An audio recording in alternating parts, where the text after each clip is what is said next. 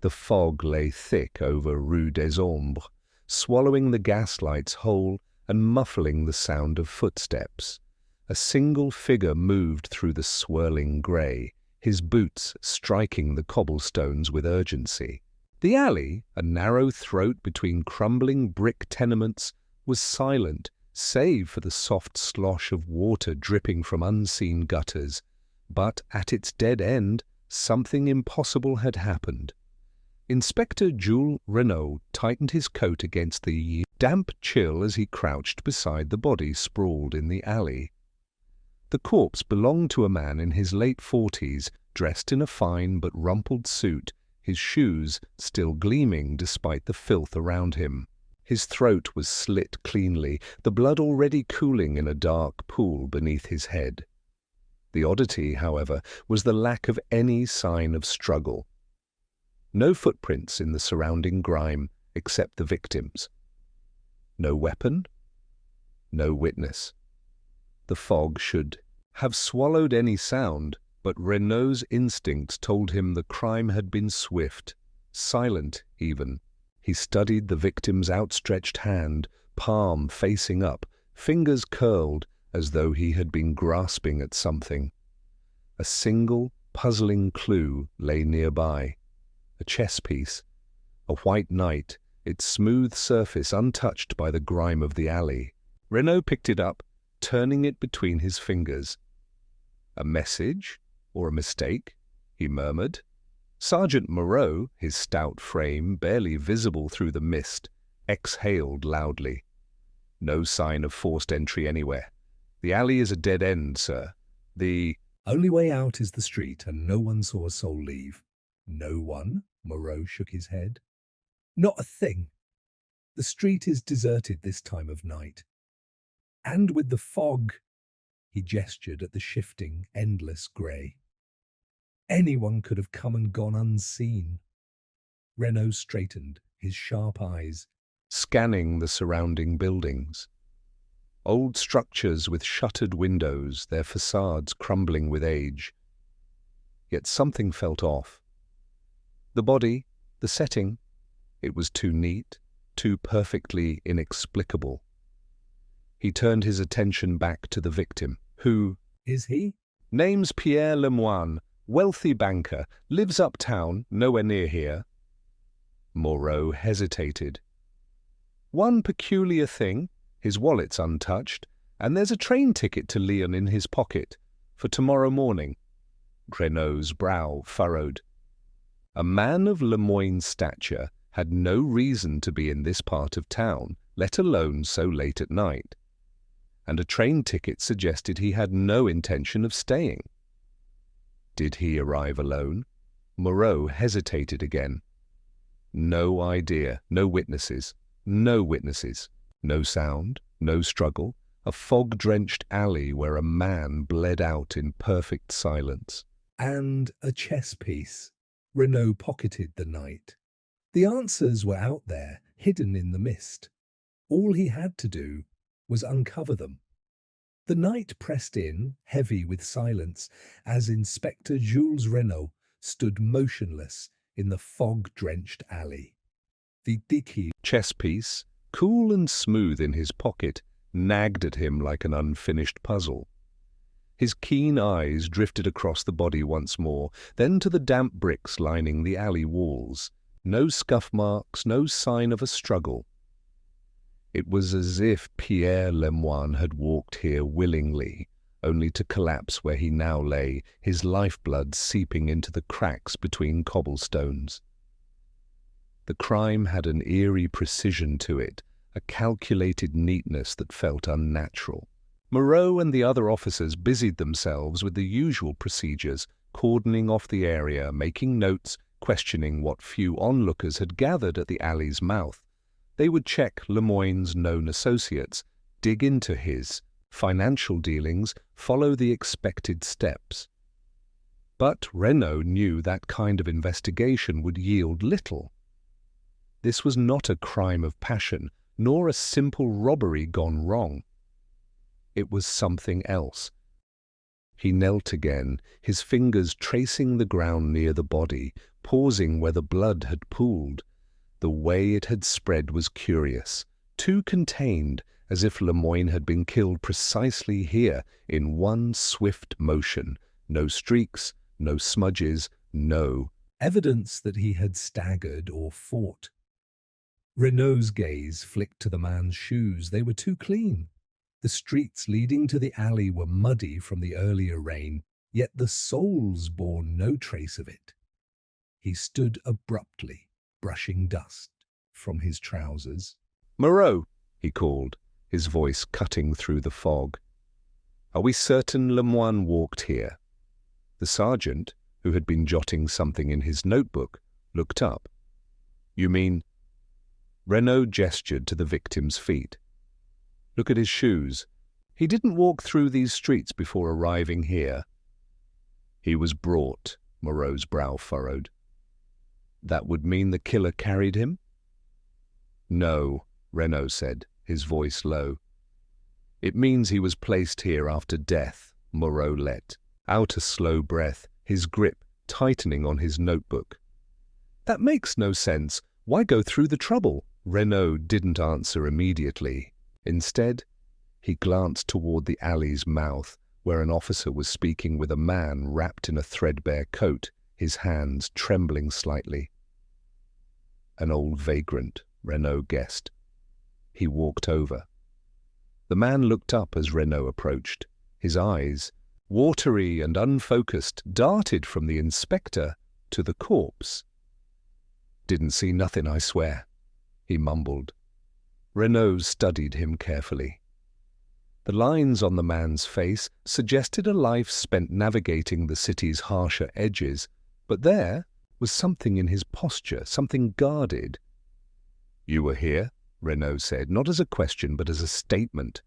"You heard something?" The man hesitated, then shook his head quickly. "Nah, just the fog's what I heard. Quiet as death." "Too quiet?" Renaud asked. The vagrant licked his lips, glancing toward the officers before leaning in. "I don't know, sir. Ain't natural for it to be that quiet. But I heard something, a kind of click, like metal, just before you lot came." "That's all," Renaud nodded. "A click. Something metallic, not a gunshot, not a struggle. Something small, precise. Did you see anyone?" The man shook his head again, more fervently this time. "Nothing. Just the fog." Renaud slipped a few francs into the man's palm. "You'll let me know if you remember anything else." The man nodded, quickly pocketing the money before slinking back into the shadows. Moreau frowned. "A click? What do you make of that?" Renaud didn't answer immediately. Instead, he turned back to the crime scene, his mind sorting through the details, the impossibly clean shoes, the too-perfect crime scene, the misplaced chess piece. It was too methodical, too constructed. This was not an impulsive killing. It was a move in a larger game, and somewhere in the fog the opponent was watching. The fog clung stubbornly to the alley, as if unwilling to release the secrets it held. Inspector Renaud stepped away from the crime scene, leaving the officers to their tasks. The puzzle before him was delicate, each piece needing careful placement. He turned to Sergeant Moreau. "We need to speak with the people who knew Lemoyne. Start with his home, his business. Someone had a reason to silence him." Moreau nodded and gestured toward one of the officers. "Take care of the body. We're heading to Lemoyne's residence."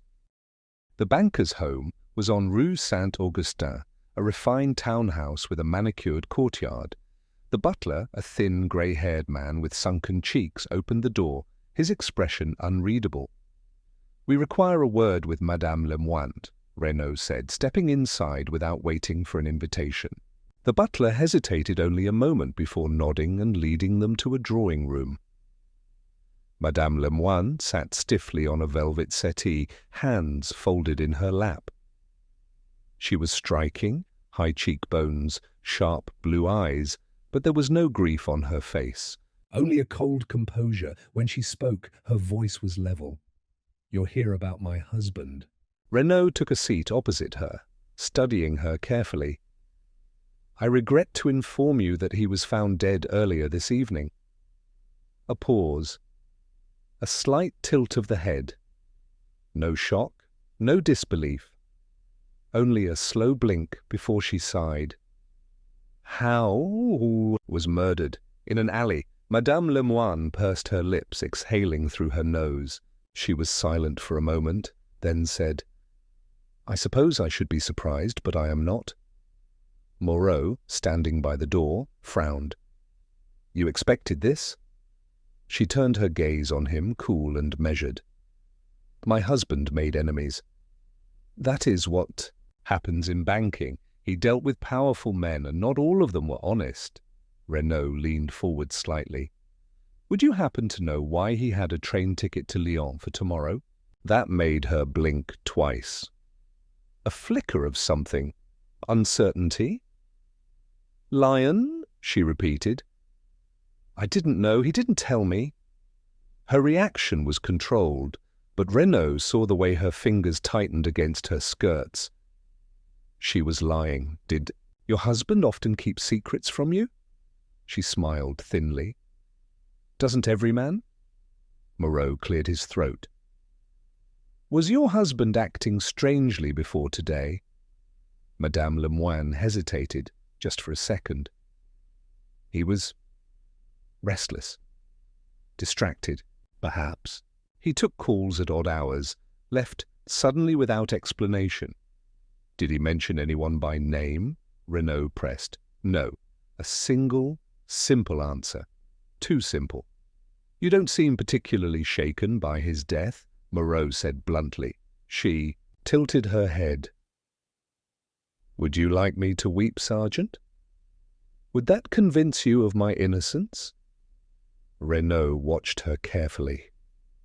Her lack of grief was not proof of guilt, but it was something. She was controlling the conversation, revealing only what she wished them to see. "Where were you this evening, madame?" "In this house." "And your servants can confirm that?" She gave a small, humorless smile. "They can," Moreau sighed. "If you think of anything else, I won't," she said, rising from the settee. "Good evening, gentlemen." Outside, Moreau muttered, "She's hiding something." "She is," Renaud agreed. "But we need more than instinct." They headed next to Lemoine's office in the financial district. The building was dark at this hour, but the night watchman let them in after a few firm words from Moreau. The office was neat, the desk polished and free of clutter. A portrait of Lemoine hung behind it, his expression severe even in oil paint. The man who greeted them was Bernard Gautier, Lemoine's business partner. He was broad-shouldered, his suit slightly wrinkled as if he had been there for hours. He looked genuinely unsettled. This is horrible," Gautier murmured, rubbing his temple. "Pierre is dead?" "I'm afraid so," Renaud said. "When did you last see him?" "This afternoon. We had a meeting. He seemed anxious, preoccupied." "Did he say why?" "No, but he left early, said he had business to attend to." "What kind of business?" Gautier hesitated, then sighed. Pierre was cautious about certain dealings. He was moving money in ways that... He stopped himself. "In ways that what?" Renaud prompted. Gautier exhaled. "That some might find questionable." Moreau grunted. "Illegal, you mean?" "I didn't say that, but you implied it."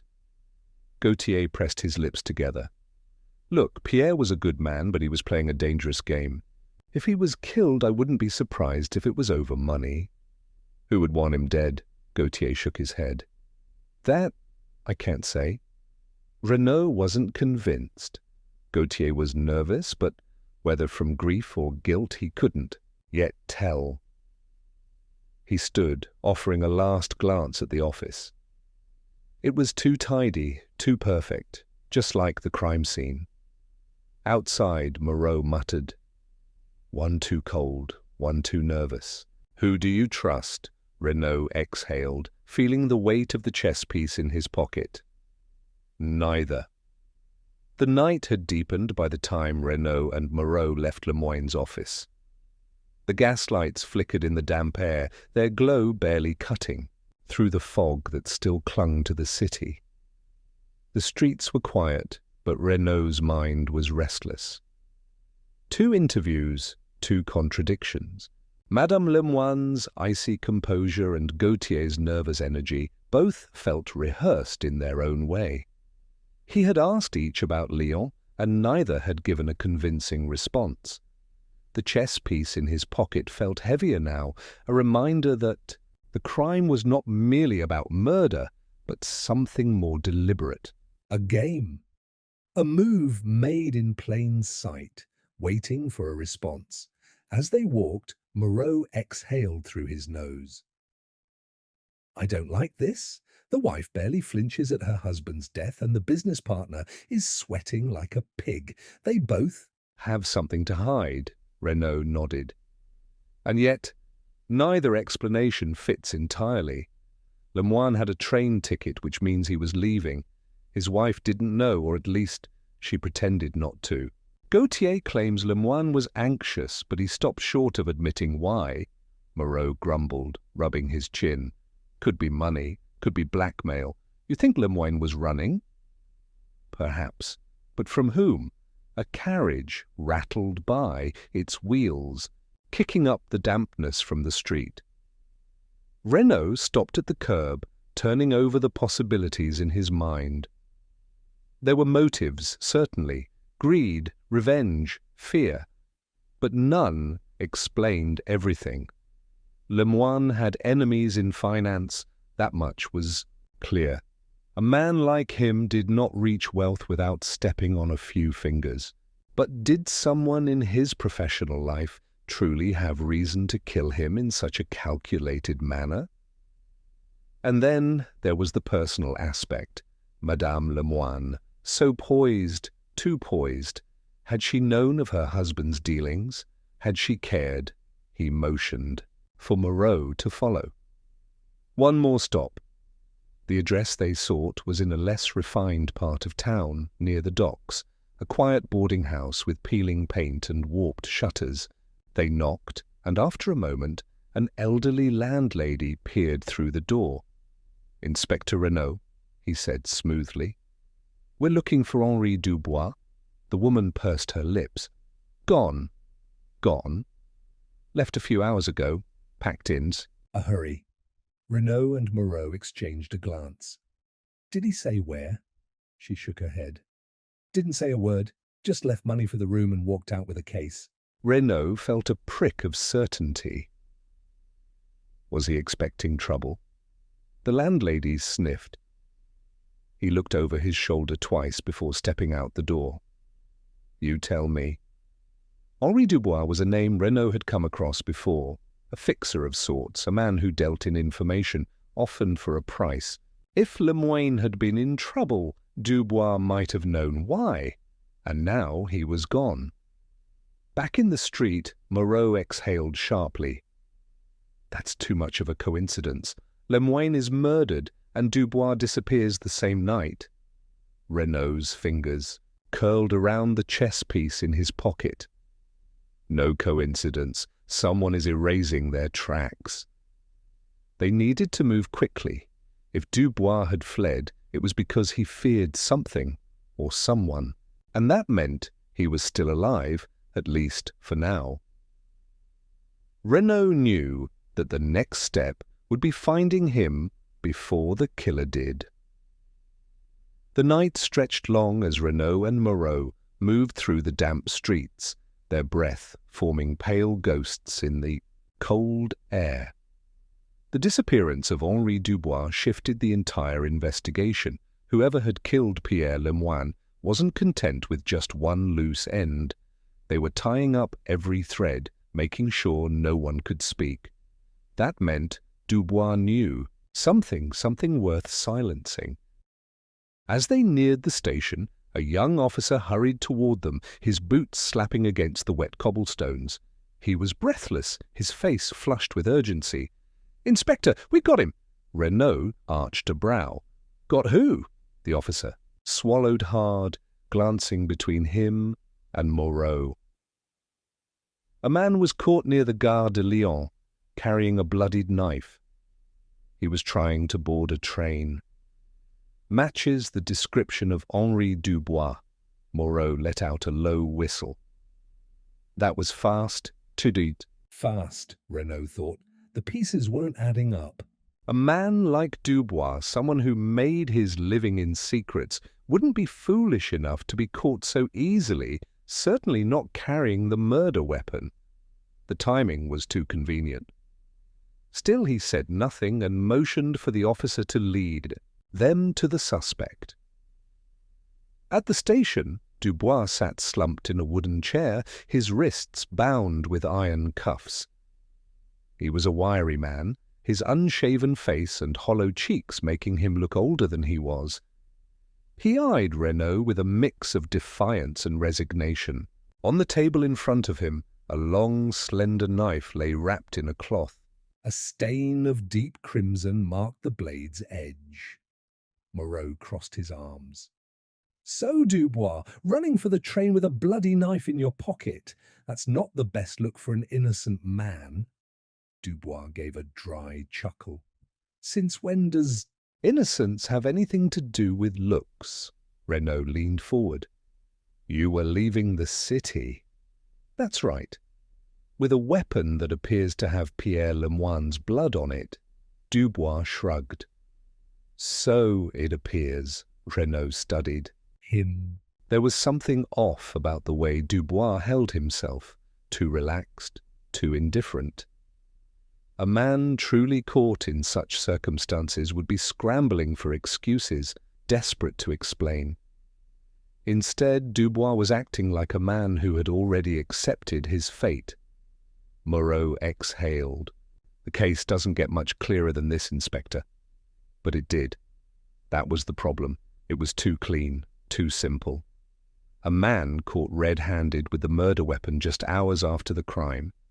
If the real killer had been so careless, Lemoine would have never lived long enough to be a problem in the first place.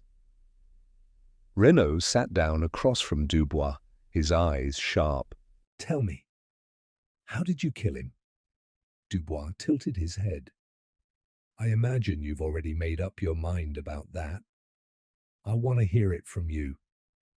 Dubois chuckled again, shaking his head. "You think this is real, don't you? You think I actually did it?" He leaned forward, his eyes glinting with something unreadable. "I've been in this city long enough to know when I'm being used. Someone wanted you to find me. Someone made sure I'd be caught." Renaud remained silent. That was what he had suspected. Dubois had been placed into this role like a pawn moved forward on a chessboard. But who had set the play in motion? Footsteps echoed in the hallway before the door swung open. The police commissioner entered, his expression a mask of satisfaction. "Inspector, excellent work." Renaud didn't move. "Sir?" "The evidence is clear. Dubois was found with the weapon, attempting to flee. His connection to Lemoine's business dealings is well documented. There's no need to drag this out further." The commissioner turned to the officers standing by the door. "Prepare his transfer. He'll face trial immediately." Dubois let out a low laugh, shaking his head. "You're making a mistake." The commissioner ignored him. Moreau hesitated, but ultimately nodded. "It does look clear, Renaud." But clarity was often an illusion. Renaud watched as Dubois was hauled to his feet, the man still smirking. Despite the chains around his wrists, there was no desperation, no pleas for innocence. He wasn't acting like a man who feared the noose. He was acting like a man who knew something no one else did. As the door swung shut, Renaud tapped his fingers against the table. The chess piece in his pocket pressed against his leg like a warning. This wasn't over. If anything, it was only beginning. Renaud stood in the quiet of his office, the gaslight flickering against the damp air that seeped through the window pane. Outside, the city pulsed, with the muffled sounds of carriages and footsteps, life continuing as if Pierre Lemoine's death meant nothing. Yet something gnawed at him. The case had wrapped itself up too neatly, too quickly. Dubois had practically been delivered to them, and now, within hours, he was already being processed for trial. Moreau had left for the evening, content with the so-called resolution, but Renaud remained. He reached into his pocket and pulled out the chess piece once more, turning it between his fingers. A white knight. It wasn't random. Someone had left it on Lemoine's body, a message rather than an accident. Chess was a game of strategy, of moves played in advance. He pulled out Lemoine's file and spread the contents across his desk. Business dealings, past associates, financial reports. The man had no shortage of enemies, but what if the answer wasn't in the present at all?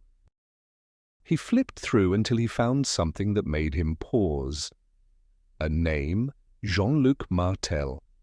A man whose name hadn't been spoken in years. Renaud sat back, the weight of memory pressing down on him. Martel had been a banker, much like Lemoine, but he had vanished a decade ago. His disappearance had been the talk of Paris for months, though no body had ever been found. It was assumed he had fled, leaving behind debts and ruined partners, including a young, ambitious financier named Pierre Lemoine. His fingers traced the old report, yellowed with age. If Martel had been running, it was from something or someone. And now, years later, Lemoine was dead. The connection was too strong to ignore. Renaud rose abruptly, slipping the chess piece back into his pocket. He needed to speak to someone who remembered that time, someone who had been close to Martel. The answer led him to the one person he had been avoiding.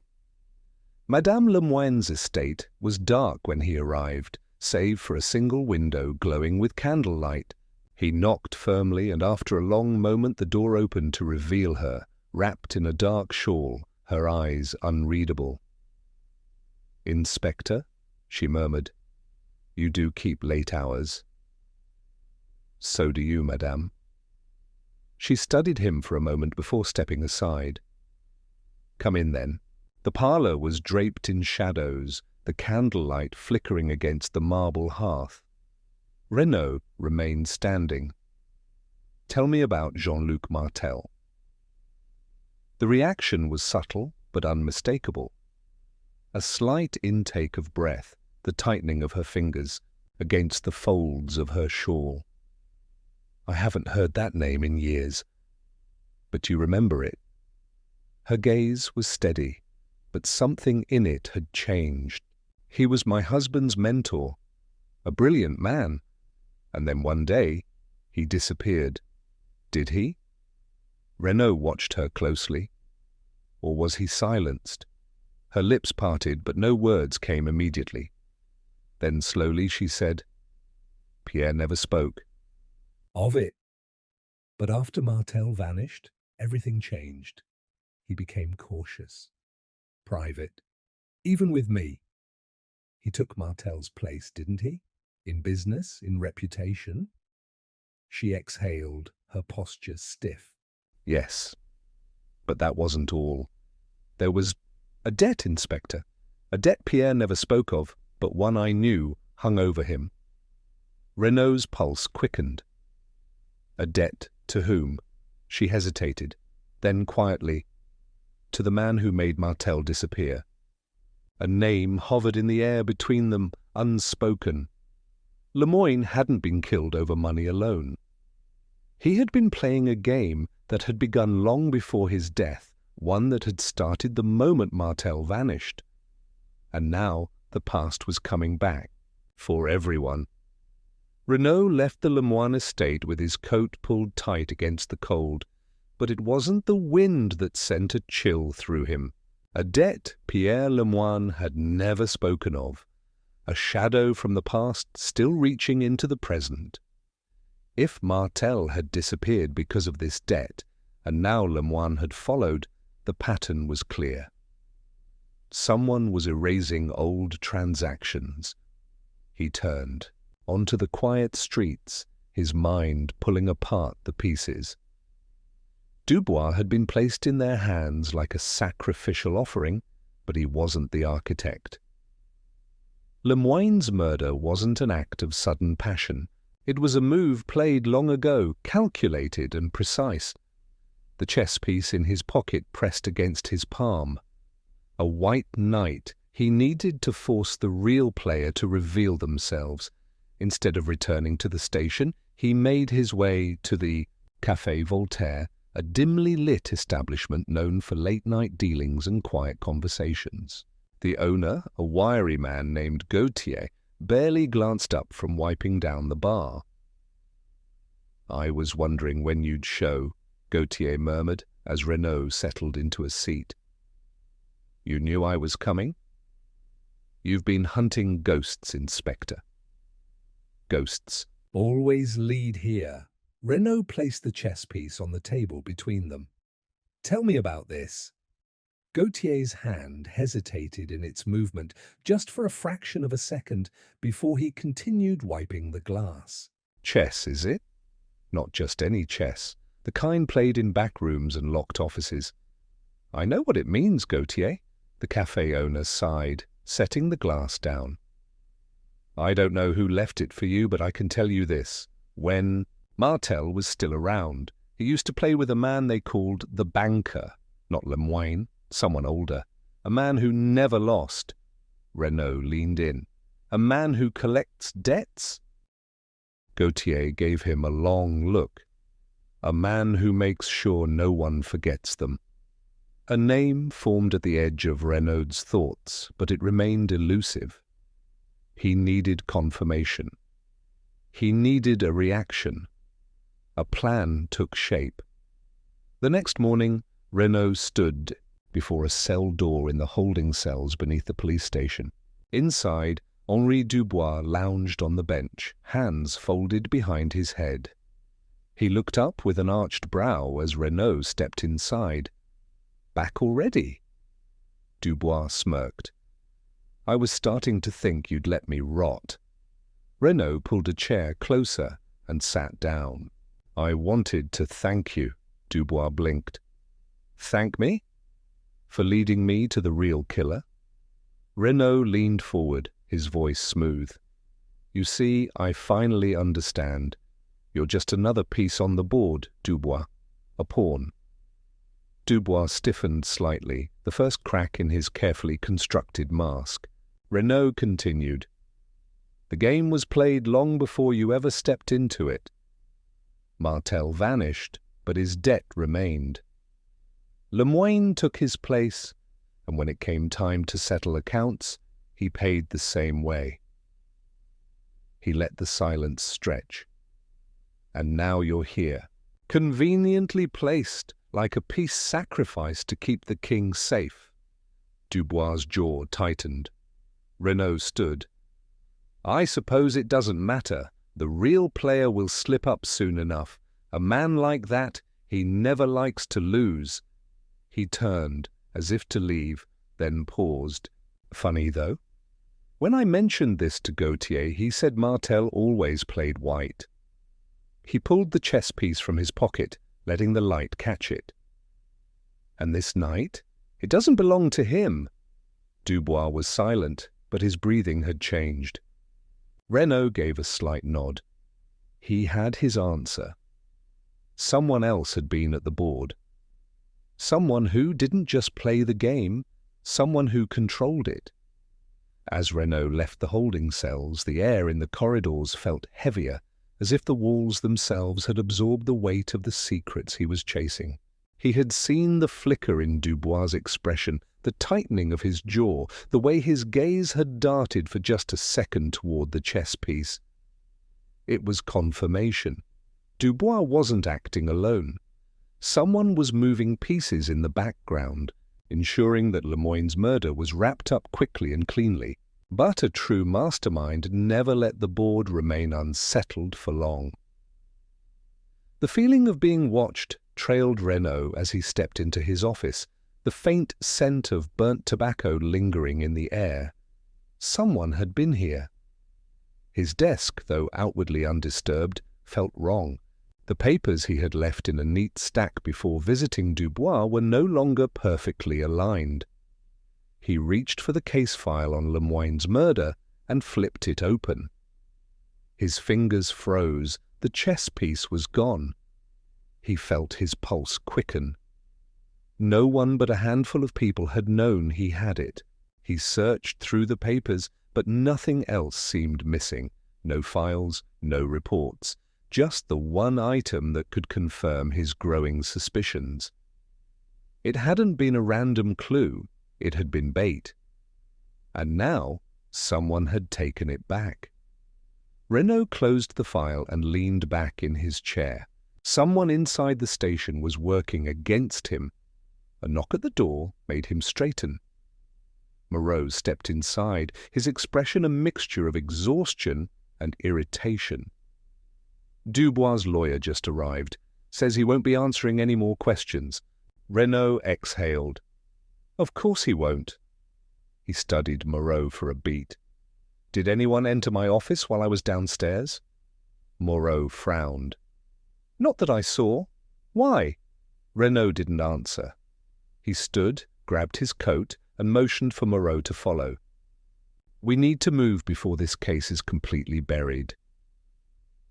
They left the station, making their way toward the one person Renaud suspected could still give them an answer before it was too late. Madame Lemoine. The streets were slick with mist as they reached the Lemoine estate. Renaud knocked, but there was no answer. A sense of unease prickled at him. He knocked again, harder this time. Nothing. Moreau glanced at him, then tried the door. It creaked open. Inside, the house was eerily silent. The air carried a faint trace of something metallic, blood. They stepped into the parlour, and there, crumpled near the hearth, was Madame Lemoine. Renaud rushed forward, kneeling beside her. She was unconscious, her breathing shallow. A bruise was forming on her temple, and near her outstretched hand lay a single, unmistakable object. A black knight, Moreau swore under his breath.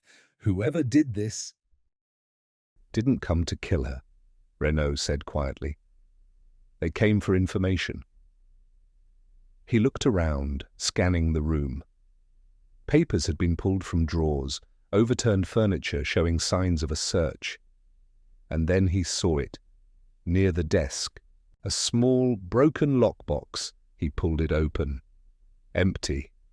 The missing piece, Moreau muttered. Whatever she had, they took it. Renaud felt the weight of the stolen chess piece in his mind, the vanishing evidence stacking against him. Someone wasn't just cleaning up the crime. They were making sure the truth was never found. Renaud felt the weight of urgency pressing down on him.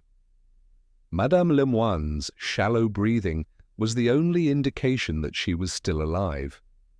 Whoever had done this hadn't intended to kill her, at least not yet.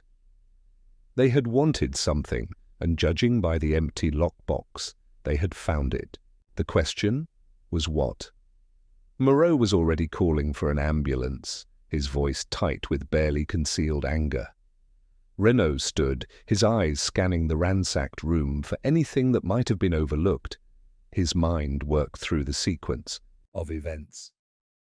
If Madame Lemoine had been attacked, it meant she had known something valuable, something worth silencing her for. He moved toward the fireplace where the black knight lay just inches from her limp fingers. It was a message, just like the white knight before it. Someone was still playing the game. Then a thought struck him. If the attacker had searched the house, taken whatever was in the lockbox, and left her alive, It meant they were in a hurry, which meant they weren't finished yet. A sharp noise outside made Renault's pulse jump, a car engine turning over. Without thinking, he bolted toward the door, nearly knocking into Moreau as he rushed out onto the fog-covered street. The tail lights of a dark sedan flickered as the vehicle sped off into the night. Renault ran for his own car, but by the time he reached it, the sedan had vanished into the maze of streets. Cursing under his breath, he slammed a hand against the roof of the car. Moreau jogged up behind him. Did you see who it was? No. Renault exhaled, rubbing his temple. But we need to find out what was in that lockbox, and fast. Moreau hesitated. You think they'll strike again? Renault looked back at the house, where Madame Lemoine lay unconscious. They wouldn't have left her alive if they weren't planning something worse. The ambulance arrived moments later, and Madame Lemoine was carefully lifted onto a stretcher. The paramedics assured Renault she would survive, but it would be hours before she regained consciousness. Time they didn't have as they drove back. Toward the station, Renault replayed everything in his mind. Dubois had reacted when he saw the White Knight. Now, with the Black Knight left behind, the pattern was undeniable. A chessboard with missing pieces, an unseen player eliminating threats one by one. Then his phone rang. He answered without hesitation. Renault. A pause, then a low, controlled voice. "You're too late, Inspector." Renault sat up straight. "Who is this?" "You're chasing." A ghost. But ghosts have ways of keeping secrets buried. A slight pause. Checkmate.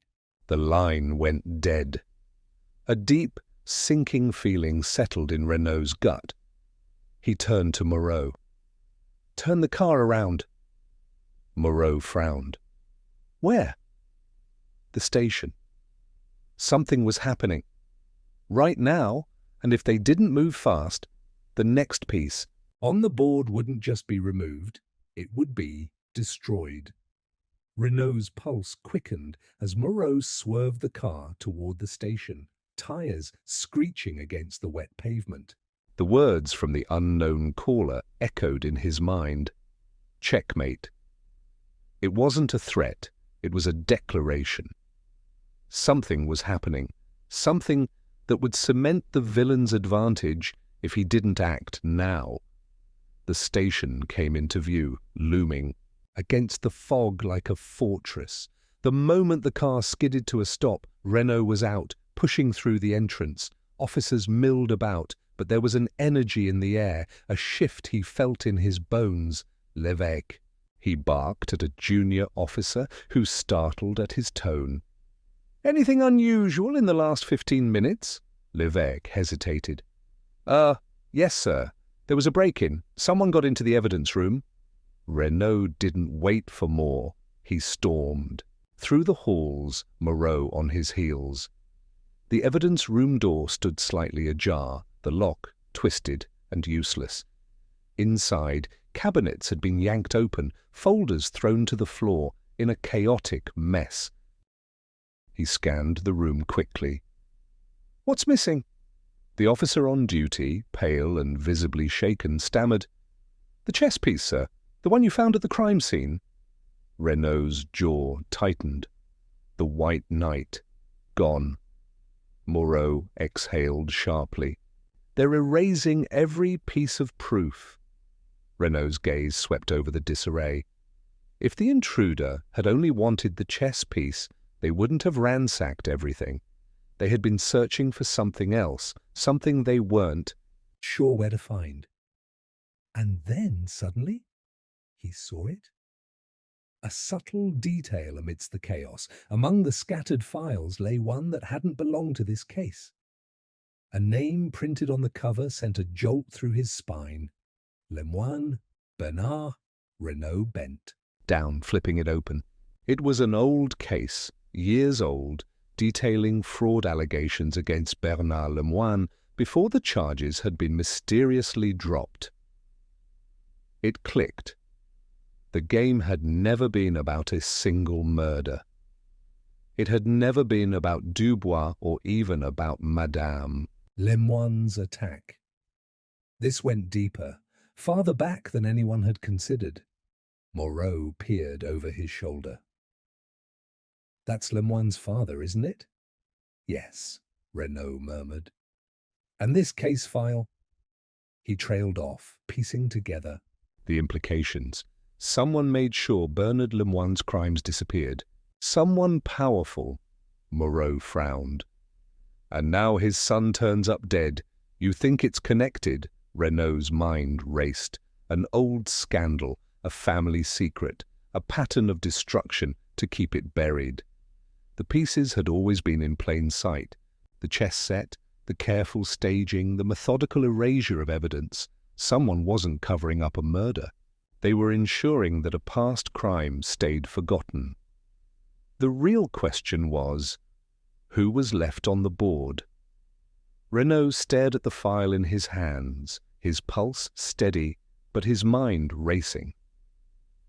Bernard Lemoine, father of the murdered man entangled in fraud, that had mysteriously disappeared. Someone had buried that case years ago, and now someone was killing to keep it that way. Moreau shifted beside him. If Bernard's scandal was covered up, someone had to have done it for him. A benefactor, someone powerful, Renaud nodded slowly, or someone with a personal stake. He flipped through the pages, scanning the details. Transactions, signatures, a name. There. His breath caught. Moreau frowned. What is it? Renaud tapped his finger against a signature at the bottom of a key document. Gérard Favre. Moreau's eyebrows shot up. The judge. Not just any judge, Renaud muttered. The same judge who presided over Bernard Lemoine's fraud case before it was dismissed. The same judge who had dealings with Dubois, who oversaw cases that mysteriously vanished, and the same judge who just happened to be retiring next week. Moreau exhaled sharply. You think he's behind all this? I think he was once. But this is different. Renaud set the file down, his mind sharpening around the truth. This isn't about covering up a single fraud case. This is about control, about corruption. Moreau stiffened. You think someone's trying to erase his legacy? Or force his hand before he steps down, Renaud corrected. Dubois was part of something, Bernard Lemoine was part of something, and now someone is tying up loose ends before it all comes crashing down. A chilling thought settled in his mind. The meticulous planning, the use of chess pieces as markers, it wasn't just about who had to die, it was about why. Control.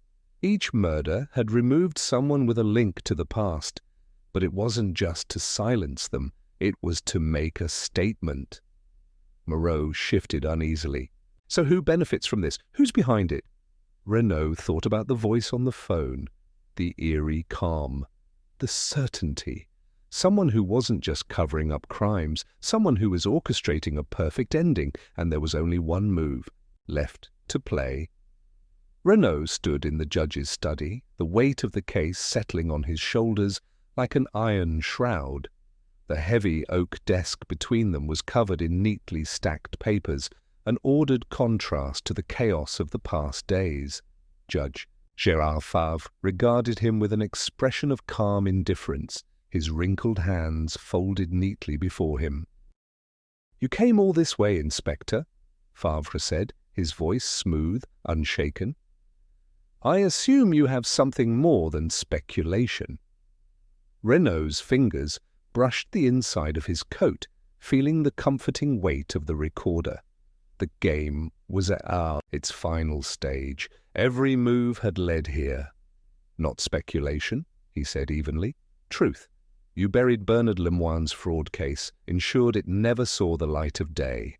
But he wasn't the only one you protected, was he? There were others. Dubois knew, and he threatened to reveal it. Favre gave the slightest tilt of his head, the ghost of a smile on his lips. If Dubois had information, why would I kill him?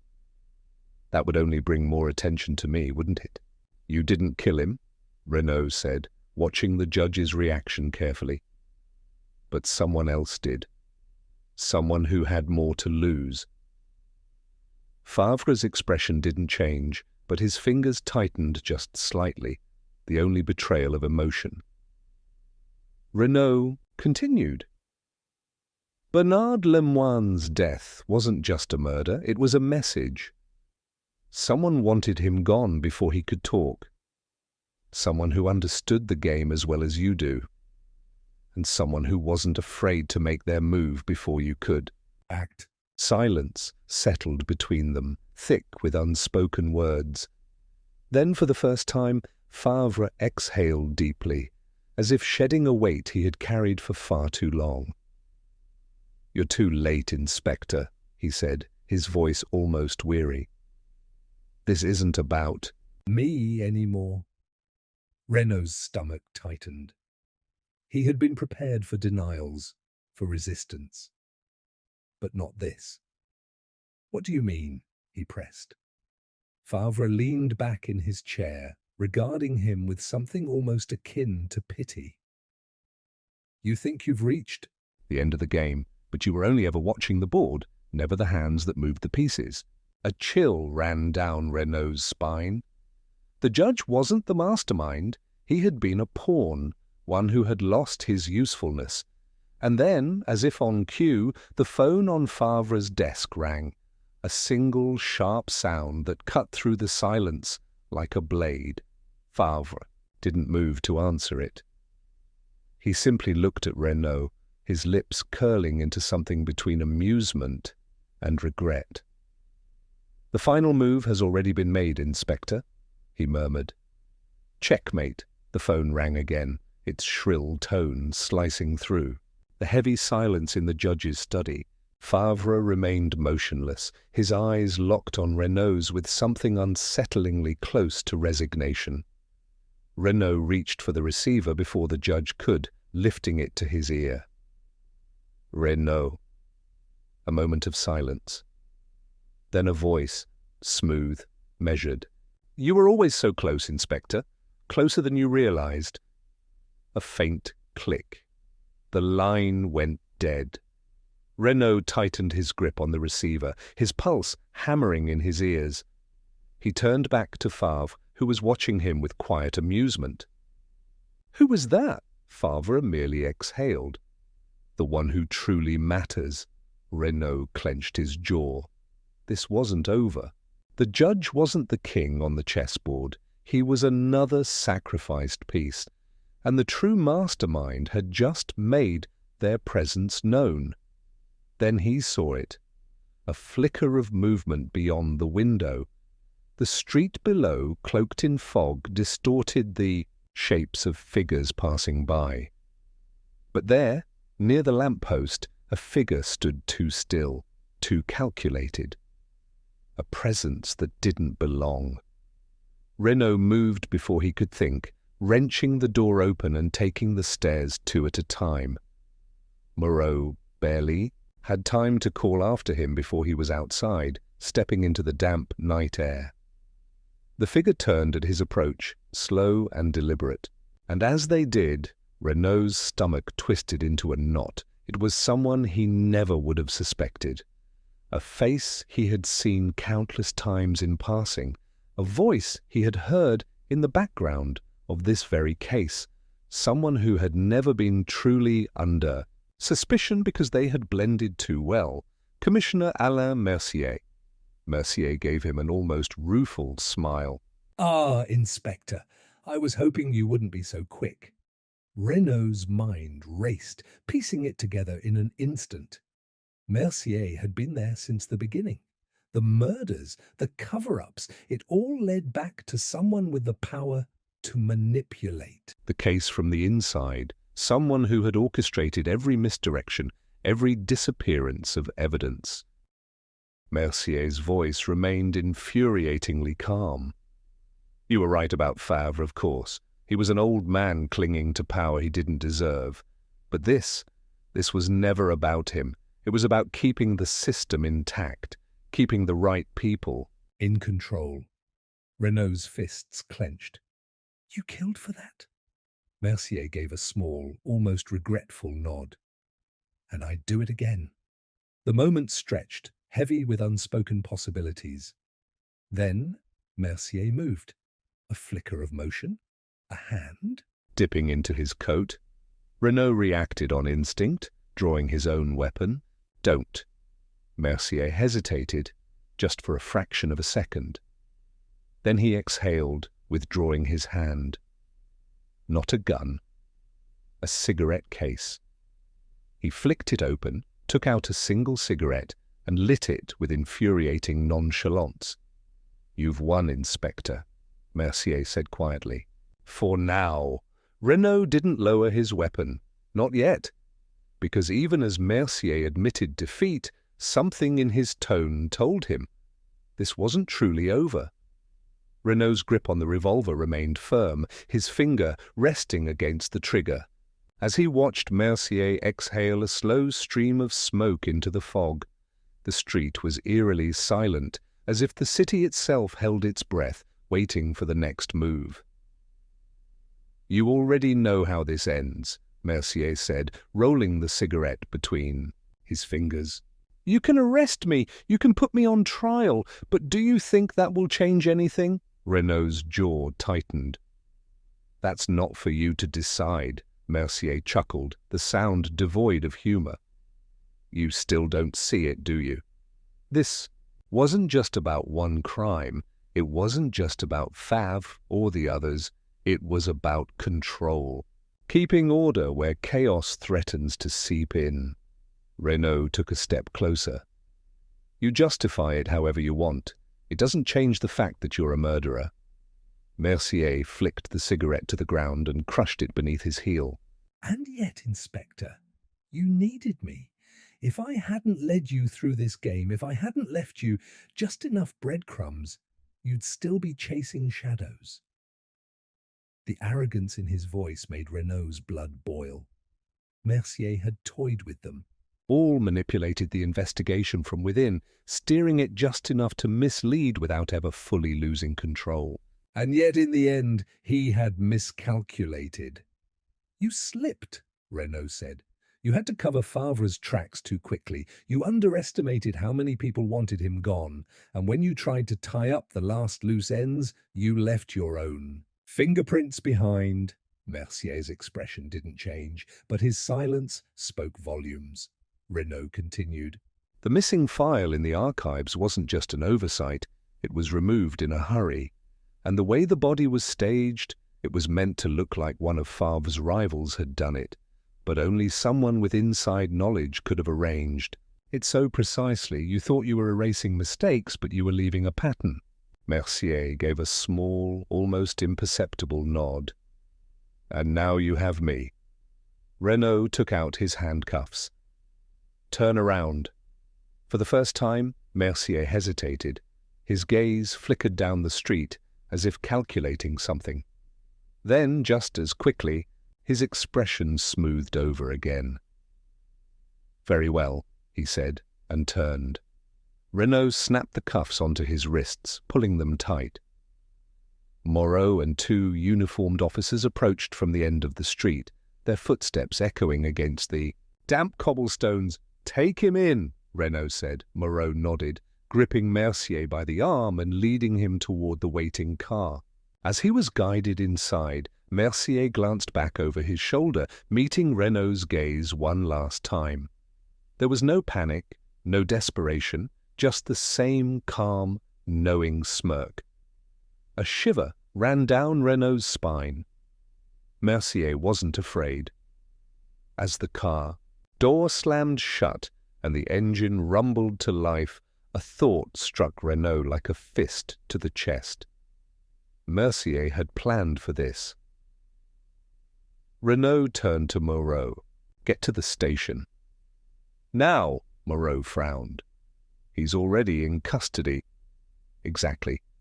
Renaud started walking, then running. That's the problem. By the time he arrived at the station, the tension in his chest had knotted into something worse than dread. Mercier sat calmly in the holding cell, his hands still cuffed, his expression one of quiet amusement. He barely looked up as Renaud entered. "You're fast, Inspector," Mercier murmured. "But you were always just a step behind." Renaud's eyes flickered to the desk sergeant, whose expression was tight with unease. "There's been a call," the sergeant said quietly. "A lawyer. High level. Orders from above." Renaud already knew what was coming before the words were even spoken. They're letting him go. The rage that burned in Renaud's chest was ice cold. He stared at Mercier, who merely leaned back. "Against the wall, utterly composed. This city protects its own," Mercier said smoothly.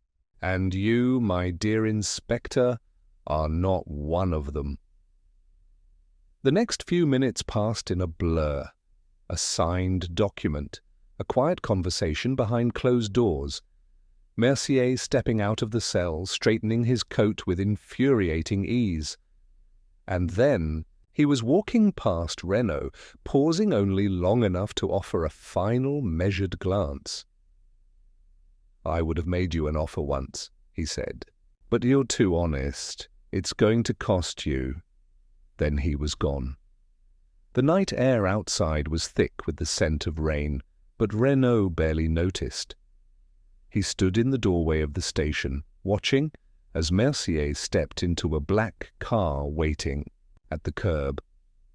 The driver, another faceless piece of the system, closed the door behind him, and just like that, Mercier disappeared into the night. Renaud exhaled slowly. He had won the battle. But the war, that was far from over. Renaud remained at the station's entrance long after Mercier's car had vanished into the wet, gleaming streets. The city hummed around him, distant engines, muffled laughter from a late-night bar, the whisper of rain against pavement, but he barely heard any of it. His mind kept replaying those final moments, Mercier's calm, almost amused expression as he walked free. The system had spoken, and it had chosen to protect one of its own. A gust of wind sent a discarded newspaper skidding across the sidewalk. Renaud glanced down, catching the blurred headline, "Corruption allegations dismissed, justice prevails," says prosecutor. He let out a breath, not quite a laugh, not quite a sigh. Justice, a convenient illusion maintained by the powerful and the willing. Moreau stepped up beside him, hands stuffed into his pockets, his jaw tight with frustration. "We did everything right," he muttered. "We had him, Renaud." "We had enough," Renaud corrected, "but not more than his friends." Moreau exhaled sharply, shaking his head. "So what now?" Renaud didn't answer immediately. Instead, he turned back toward the station, his gaze flickering to the hallway leading toward the evidence room. Something gnawed at him, a quiet, persistent itch in the back of his mind. Not just anger, not just the sting of defeat. A detail, small, but off he started walking. Moreau followed without question. The evidence log sat open on the desk, the last few entries marked with precise, bureaucratic handwriting. Renaud's finger traced down the list until he found what he was looking for. Item 312B, leather-bound, notebook. Retrieved from suspect's personal effects. He tapped the entry. Did anyone actually look through this? Moreau frowned. That was Mercier's, right? We logged it, but the order came down to return all personal items when they cut him loose. A slow, cold realization crept over Renaud's skin. He didn't have a notebook when he walked out. For a moment, silence stretched between them. Then Moreau swore under his breath. "Someone took it!" Renaud didn't hesitate. He pushed through the station, his steps quick and precise, heading toward the evidence locker. The officer on duty barely had time to react before Renaud was flipping through the remaining items, checking tags, scanning for anything that might have been misplaced. Nothing. The notebook was gone. He stepped back, exhaling slowly. Mercier had walked free, yes, but before he had, someone had made sure a specific piece of evidence vanished. That meant something. You think there was something in it? Moreau asked, voice low. Renaud's mind raced through possibilities. If the notebook had simply been a collection of Mercier's musings, his contacts, his coded transactions, it wouldn't have mattered. He had people powerful enough to make sure none of it ever saw daylight. But if someone inside the system had wanted it gone before he even left the station. It wasn't his secrets they were protecting, Renaud said slowly. It was someone else's. Moreau gave him a sharp look. "You think Mercier was covering for someone higher up?" "I think Mercier was a player in the game," Renaud murmured. "Not the one calling the shots." The thought was unsettling. Mercier had been brilliant, ruthless, untouchable, or so it had seemed, but even he had shown restraint. He had let himself be caught, allowed the game to play out just enough to mislead them, because in the end he hadn't been worried, because he had never truly been in control. Moreau ran a hand through his hair, frustration evident. "So we just let this go? We chalk it up to another case where the real answers get buried?" Renaud closed the evidence logbook, staring at the desk for a long moment. "No," he said finally. "We watch." Moreau frowned. "Watch what?" Renaud's fingers tapped once against the wooden surface. "Mercier played his part in this, but someone else made sure we didn't see the full picture. People like that, they don't stop just because one case is over. They get comfortable. They think they're safe." He glanced at Moreau. "And when people think they're safe, they make mistakes." Understanding dawned in Moreau's expression. "You're saying we wait for the next crack in the armor?" "We don't wait," Renaud corrected. "We look." The two men stood in silence for a moment, the weight of unfinished business pressing between them. The case had closed, at least on paper. Mercier was free. The city had gone back to pretending nothing had ever happened. But Renaud knew better. A mystery never truly ended. It just changed form, shifted into something new, waiting for the right moment to unravel, and when that moment came, he would be ready.